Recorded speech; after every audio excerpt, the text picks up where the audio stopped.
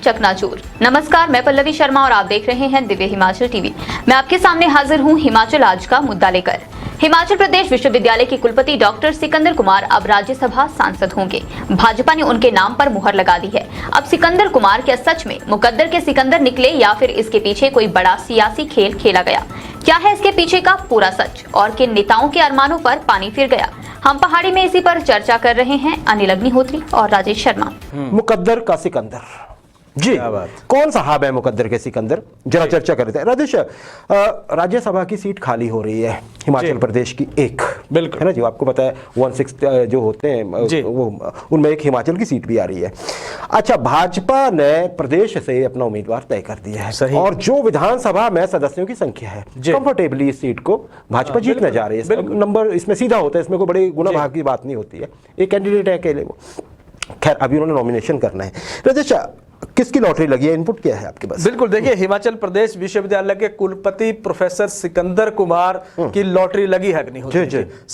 Professor Sikandar Kumar Bhajpa के लिए राज्यसभा में जाएंगे और उनके नाम का ऐलान हो गया। पार्टी ने उनके नाम की घोषणा कर दी है। थोड़ा सा बता देते हैं प्रोफेसर सिकंदर कुमार हैं कौन। प्रोफेसर सिकंदर कुमार हिमाचल प्रदेश विश्वविद्यालय के कुलपति हैं। ये हमीरपुर के कांगू डगो धनेटा के पास या नदौन के वहां से आते हैं। 1984 में आरएसएस से जुड़े हैं अग्निहोत्री जी। गुरु रविदास पीठ के जो महापीठ है उसके ये महासचिव रहे हैं। भाजपा अनुसूचित जाति मोर्चा में पंजाब और जम्मू कश्मीर के प्रभारी रह चुके हैं। भाजपा जो इकोनॉमिक प्रकोष्ठ के ये प्रदेश संयोजक रहे हैं। स्वदेशी जागरण मंच के राष्ट्रीय कार्यकारिणी सदस्य रहे हैं। एक प्रोफाइल तो इनका ये हो गया। दूसरा, अर्थशास्त्र में ये पीएचडी है। प्रदेश विश्वविद्यालय में सेवाएं इन्होंने दी हैं। 17 छात्रों को इन्होंने पीएचडी सफलतापूर्वक करवा दी है। 48 छात्रों को एमफिल करवा चुके हैं।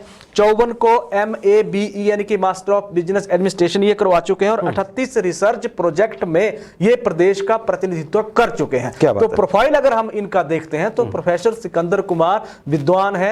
एक अगर उनकी हम व्यक्तिगत उसकी उपलब्धि की बात करें, जी बिल्कुल सही है, बहुत विद्वान। और ये एक और चीज की दूसरी बार हिमाचल प्रदेश विश्वविद्यालय के कुलपति बनाए गए हैं। यहीं पे ये पढ़ाते थे, यहीं पे पहली बार कुलपति बने, एक टनल पूरा हुआ, दोबारा बनाए गए और अब राज्यसभा के लिए नॉमिनेशन। राजेश, एक अगर चीज मैं आपसे डिस्कस करूं तो डॉक्टर सिकंदर कुमार ऐसे व्यक्ति हैं जिनका नाम तक किसी ने भी बहुत अंदर के लोग होंगे उनको छोड़ देते हैं, है ना। कभी नहीं सोचा था कि ये संभावितों की लिस्ट में भी हैं। कभी भी किसी के जहनो गुमान में भी नहीं आई होगी ये बात। बिल्कुल, आखिर हुआ कैसे ये चमत्कार? बिल्कुल, देखिए प्रोफेसर अगर सिकंदर कुमार की बात करते हैं तो अगर हम देखें तो इन पे आरोप कहीं ना कहीं तो ये लगते रहे कि ये भाजपा या आरएसएस की पृष्ठभूमि के रहे हैं और विश्वविद्यालय के भगवाकरण के आरोप लगते रहे, इस तरह के आरोप लगते रहे। थोड़ा सा शेड्यूल पे आ जाते हैं। पहले अग्निहोत्री, राज्यसभा के चुनाव जो होंगे उसके कार्यक्रम का जो अधिसूचना जो जारी होगी वो अधिसूचना 14 मार्च को जारी हो गई है और नामांकन पत्र दाखिल करने की अंतिम तारीख है 21 मार्च। नामांकन पत्रों की छंटनी होगी 22 मार्च को।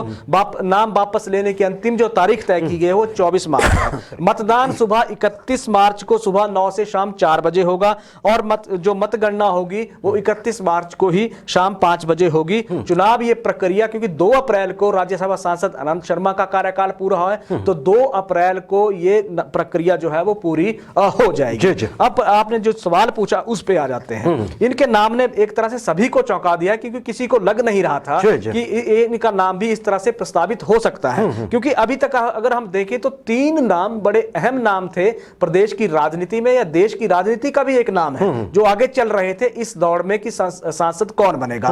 महेंद्र पांडे सबसे आगे थे और उसके बाद अजय राणा थे, उसके बाद कृपाल परमार थे। ये तीनों का नाम ही लगातार चल रहा था। अब क्योंकि ये धनेटा से प्रोफेसर सिकंदर कुमार आते हैं हमीरपुर से, तो ये मास्टर स्ट्रोक एक तरह से अगर हम देखें तो सरकार के नजरिए से एक मास्टर स्ट्रोक हो सकता है अग्निहोत्री जी, क्योंकि 4 साल सरकार पे लगातार आरोप लगते रहे हैं हमीरपुर की अनदेखी को लेकर। अब वहां से अगर दूसरा सांसद दिया जा रहा है, अगर कंस्टिट्यूएंसी की बात करें तो तीसरे हो जाएंगे, तो ये सरकार का एक मास्टर स्ट्रोक भी हो सकता है समीकरणों को दुरुस्त करने के लिए। जी, ये कहा जा रहा है। देखिए कई तरह की बातें चलती हैं, गुटों की बात भी होती है। बिल्कुल, तो एक शिक्षाविद को राजनीति में उतारा जा रहा है, नाम हमीरपुर का होगा, ये बड़ी बात है। अच्छा राजेश, महेंद्र पांडे जी की आपने बात की है जी।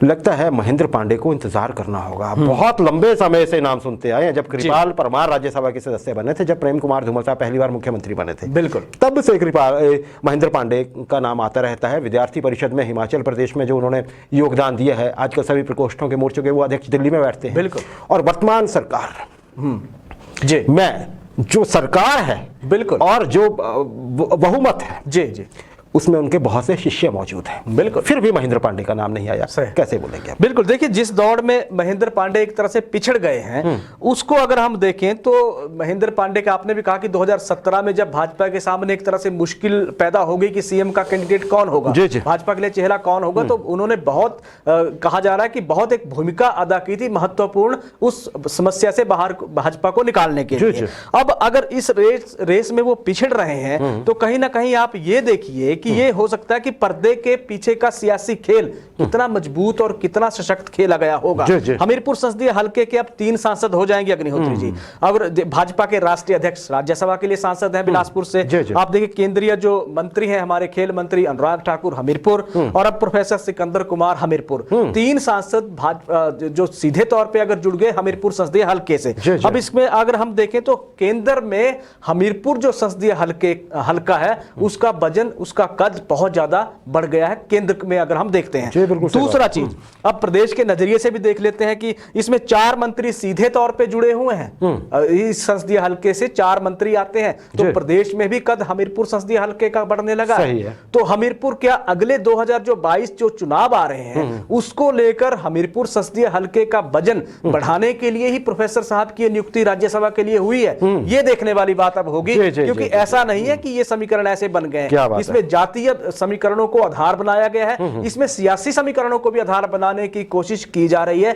हमीरपुर संसदीय हलका आने वाले चुनावों में बहुत अब मजबूत नजर आने वाला है। मजबूत नजर आने वाला है, ऐसा एक्सपर्ट मान रहे हैं, जैसा आपने कहा राजेश, और बड़ी बात है। अगर फिर ऐसा है तो क्या ये जो दावेदारी तय हुई है, ये कहीं हमीरपुर के आसपास तय हुई है या शिमला में तय हुई है? ये बड़ी देखने वाली बात होगी कि ये दावेदारी कहां से हुई प्रोफेसर सिकंदर कुमार की। खैर, शिक्षाविद है, राज्यसभा में हिमाचल की आवाज एक नए नजरिए से गूंजेगी, इसमें तो कोई शक नहीं है राजेश। अच्छा, अब एक और बात कर लेते हैं। हिमाचल की सियासत में एक और हंगामा बरपा हुआ है आजकल, और हंगामा बरपाया है आपने। क्या इनपुट पार्टी की गतिविधियों पे आज है कुछ नया? बिल्कुल, देखिए अगर हम एक उड़ती खबर आई है, हालांकि अभी पुष्टि हम उसकी नहीं करते हैं, लेकिन उड़ती खबर यह है कि आम आदमी पार्टी ने जिस तरह से हिमाचल में, आप ये देखिए कि जगह आम आदमी पार्टी बना रही है, या आम आदमी पार्टी जिस नजरिए से पंजाब को जीतकर हिमाचल आ रही है, फोकस पूरा यही कर रखा है। उड़ती खबर यह है कि कांगड़ा का जो नगरोटा बगवां जो विधानसभा क्षेत्र है, वहां पे आपकी हलचल बहुत तेज हो गई है, और आप ये कहा यह जा रहा है कि भाजपा के ओहदेदार पदाधिकारी आप में शामिल हो रहे हैं। अब ये देखना होगा कि क्या ये लेटेस्ट इनपुट है, क्या ये सोशल मीडिया पे महज एक हवा क्रिएट भी बनाई जाती है, खुद ही बनाई जाती है। पिछले दिनों अगर हम देखें तो आपकी एक्टिविटी जिस तरह की चाहे ग्राउंड लेवल पे नहीं थी, लेकिन वो एक्टिविटी सोशल मीडिया पे इतनी बढ़ा चढ़ा के दिखाई गई कि शायद भाजपा और कांग्रेस को एक तरह से अलार्मिंग सिचुएशन में लाने के लिए वो चीजें की गई हों। अभी तक तो एक्टिविटी ऐसी नहीं है, लेकिन हाँ चर्चाएं हैं कि नगरोटा बगवां में कुछ बड़ा धमाका होने जा रहा है भाजपा के नजरिए से। जी देखिए, लेकिन हम यहाँ ये स्पष्ट कर देना चाहते हैं कि जब भी चुनावी वर्ष होता है ना जी, तो कई तरह के नाम कई बार तो खुद ही चल पड़ते हैं, है ना, या खुद ही चलवा दिए जाते हैं। तो अभी पुष्टि जब तक नहीं हो तब तक कुछ नहीं कहा था। दूसरी, आम आदमी पार्टी को लेके जिनको इतिहास जो फॉलो कर रहे हैं राजनीति को पिछले 10 सालों की, खासकर आम आदमी पार्टी की, तो ये सोच लें कि जरूरी नहीं है कि आम आदमी पार्टी किन्हीं बड़े नामचीन नेताओं को ही आगे लाएगी। बिल्कुल, वो बिल्कुल आउट ऑफ द बॉक्स कोई ऐसा चेहरा सामने खड़ा कर देती है आके कि सब हक्के बक्के रह जाते हैं। सही है। लोगों को भी फ्रेश फील होता है। तो कोई देखिए, हमें भी जैसे हमें, हमारे दर्शक हैं, हमें इस गलतफहमी में कहीं नहीं रहना चाहिए, खासकर उन लोगों के बारे में जिनको ये लगता है कि हम बड़े नाम है, इधर टिकट नहीं मिलेगा तो उधर नहीं मिलेगा तो हमें आम आदमी पार्टी दे देगी। ना, ऐसा नहीं होता है। आप देख लीजिए कहीं पे भी, कुछ शहरों को तो वो ले लेते हैं, लेकिन चले हुए कारतूस अक्सर नहीं आते हैं, उनको टिकट नहीं मिलती है आम आदमी पार्टी की तरफ से। इस बार कुछ अलग हो जाएगा तो अलग बात है हिमाचल के हिसाब से, अदरवाइज ऐसा ये पार्टी करती नहीं है, और यही सफलता का राज भी बताया जाता है। राजेश, कोई और इनपुट तो नहीं आज राजनीतिक हलकों से हमारे पास? नहीं, आज और इनपुट नहीं है, क्योंकि मुख्यमंत्री का भी बद्दी का एक दौरा था, मुख्यमंत्री बद्दी में थे, तो वहां उनका कार्यक्रम अभी चला था, थोड़ी देर पहले ही खत्म हुआ है। चलिए, जो भी इसके अलावा कोई और इनपुट अभी जी राजेश, हमारा सब जी।